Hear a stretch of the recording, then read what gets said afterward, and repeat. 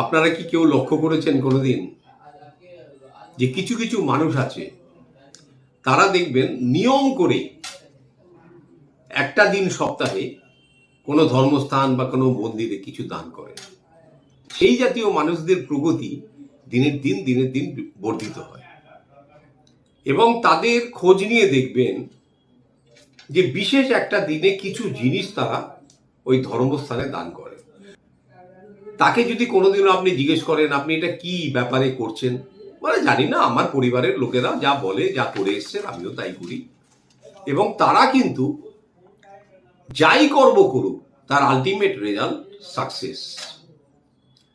এটা কিন্তু খোঁজার চেষ্টা করেছিলাম আমরাও, তাদের থেকে সরাসরি উত্তর পাইনি, আকারে ইঙ্গিতে পেট থেকে কথাটা বার করছি। এটা করেন কেন করেন?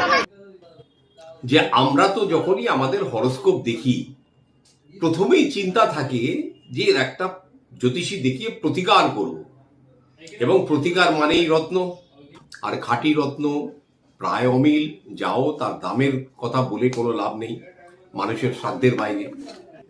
রহস্যটা ছিল যে লগ্নপতি আর ভাগ্যপতির সংযোগ। মানে অদ্ভুত একটা ব্যাপার দেখলাম যে আপনি যে লগ্নেরই মানুষ হন, জাতক জাতিকা হন, ভাগ্যপতি গ্রহটি সবসময় আপনার সহায়ক।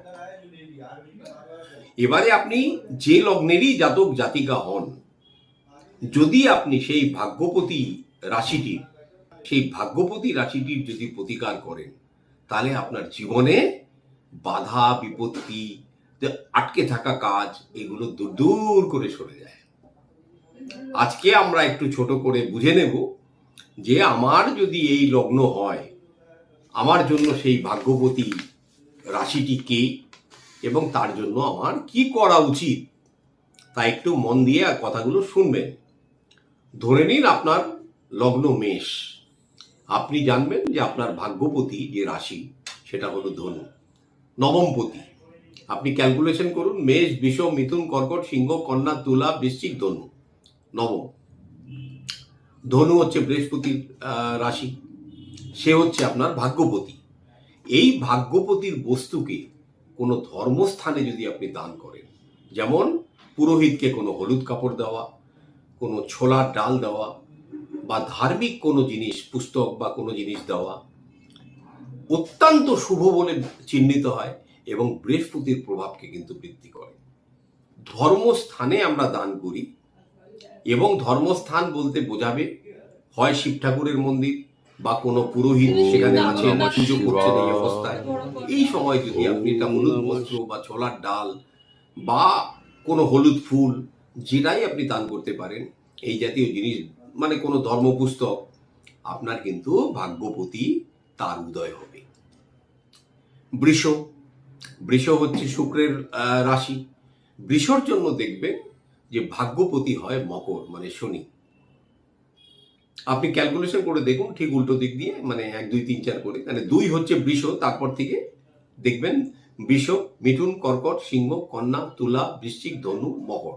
তো মকর হয়ে গেল শনির রাশি, সে হয়ে গেল তার ভাগ্যপতি। এই শনির বস্তু তিল, তারপরে ছাতা, তারপর সর্ষের তেল, আপনি যদি কোনো শনি মন্দিরে বা হনুমানজির মন্দিরেও দিতে পারেন, আপনার দেখবেন সেই ভাগ্যপতি যে রাশিটি তার কিন্তু উন্নতি হতে থাকবে, বাধা বিঘ্ন থেকে আপনাকে ধীরে ধীরে দূরে সরিয়ে দেবে। মিথুনের জন্য ভাগ্যপতিকে, সে হচ্ছে আবার শনি, সে হচ্ছে কুম্ভ।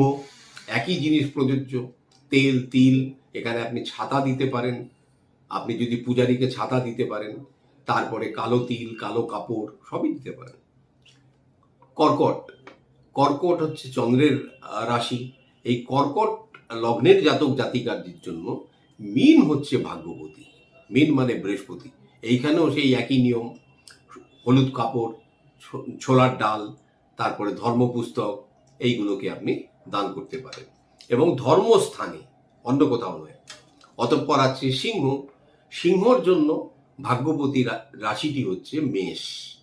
এই স্থানে আপনি যে কোনো শিব মন্দিরে বা হনুমানজির মন্দিরে, যে কোনো ইয়েতে তামার পাত্র, তার মধ্যে গুড় তারপরে লাল চন্দন, চন্দনের কাঠ, এগুলো আপনি দিতে পারেন। কন্যা, কন্যার জন্য আবার ভাগ্যপতি হয়ে যায় বৃষ।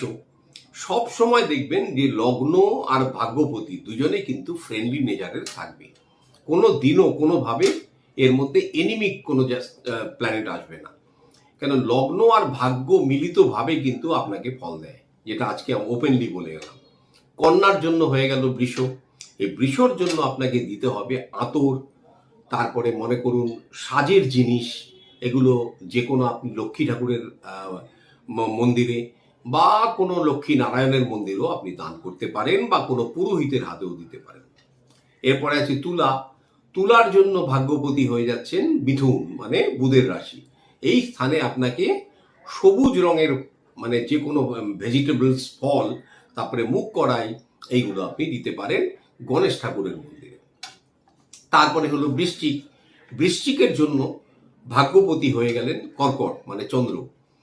এর জন্য আপনাকে সাদা চাল, মানে আতপ চাল, মিশ্রি, এই জাতীয় জিনিস, সাদা ফুল, এগুলো আপনি শিব ঠাকুরের মন্দিরে দিতে পারেন। এতে আপনার ভাগ্যের উদয় হবে। ধনু। ধনুর জন্য ভাগ্যপতি যে রাশিটি, সে রাশিটি হলো সিংহ। এইখানে আবার সেই তামার পাত্র, তারপরে ছোলার ডাল, তারপরে গুড়, তারপরে আপনি লাল চন্দন, লাল বস্ত্র, এগুলো দিতে পারেন। মকর। মকরের জন্য ভাগ্যপতি হলেন কন্যা। এই কন্যার জন্য আবার সেই গ্রিন ভেজিটেবলস, মুগ কড়াই, তারপরে গ্রিন কোনো কাপড়, এগুলো দিতে পারেন। কুম্ভর জন্য তুলা হচ্ছে ভাগ্যপতি। এইখানে আপনাকে সেই আবার আতর, তারপরে আপনার সাদা মিষ্টি, পায়েস, এইসব জাতীয় জিনিস যে কোনো লক্ষ্মী মন্দিরে আপনি দিতে পারেন, লক্ষ্মী নারায়ণ মন্দিরেও। মিন। মিনের জন্য হয়ে যাচ্ছে ভাগ্যপতি হচ্ছে বৃশ্চিক। এইখানে আবার সেই তামার পাত্র, গুড়, তারপরে আপনার চন্দন, লাল চলি, এইসব জাতীয় জিনিস যদি আপনি হনুমানজির কোনো মন্দিরে দিতে পারেন, অত্যন্ত শুভ। এইভাবে আপনার যদি ভাগ্যপতি গ্রহটাকে যদি আপনি উপেক্ষা করে চলেছেন, তাহলে কিন্তু আপনার জীবনে সমস্যা কিন্তু আর রত্ন দিয়েও মিটবে না। মানে লগ্ন আর ভাগ্যের মধ্যে একটা নিদারুণ সম্পর্ক। মানে এই সম্পর্কের মধ্যে যেমন আপনাকে লগ্নের খেয়াল করতে হবে, ভাগ্যস্থানের খেয়াল করতে হবে, তারপরে আপনি বাকি জিনিসগুলো করবেন। নালে সারা জীবন দেখবেন গাধার মতো খাটবেন, ফল পাবেন না। অতএব এই জিনিসগুলো একটু মানার চেষ্টা করুন আর জীবনে অ্যাপ্লাই করার চেষ্টা করুন। একদিন দুদিন করবেন না, অন্তত একটা মাস টানা করুন। দেখবেন আপনার জীবনে, সারা জীবন যারা করতে পারে তাদের তো কথাই নেই, দেখবেন জীবনে অনেক কিছু জিনিস যেটা হচ্ছিল না এবার হতে আরম্ভ করবে। নমস্কার, সবাই ভালো থাকুন। ওম নমঃ শিবায়।